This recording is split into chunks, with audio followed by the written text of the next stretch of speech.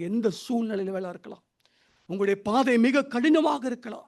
ஏன் ஆண்டவரே எனக்கு மட்டும் இப்படிப்பட்ட ஒரு நிலை, ஏன் இப்படிப்பட்ட ஒரு சுகவீனத்தை நான் கடந்து போறேன்? கவலைப்படாதீங்க. அந்த மத்தியிலும் ஆண்டவராகிய இயேசுவை நீங்கள் அந்த அன்பை மற்றவர்களுக்கு சொல்லக்கூடிய பாக்கியத்தை உங்க கையில் அவர் ஒப்பு கொடுத்திருக்கிறார். மறந்து விடக்கூடாது.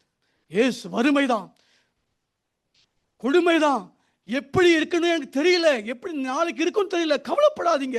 ஆண்டவராகிய இயேசுவை நீங்க எப்போது சொந்த இரட்சகராக நீங்க ஏற்றுக்கொண்டீர்களோ அந்த மிகப்பெரிய தெய்வம் உங்களுக்கு காவலாக, உங்களுக்கு எல்லாவற்றும் உங்களை பாதுகாக்கிற வல்லமுள்ள தெய்வம் உங்களோடு கொடுக்கிறார். அவர் சாதாரணமா தெய்வம் அல்ல. நம்ம அடிக்கடி நம்ம தெய்வத்தை ஒரு சாதாரண ஒரு தெய்வத்தோடு ஒப்பிட முடியாது.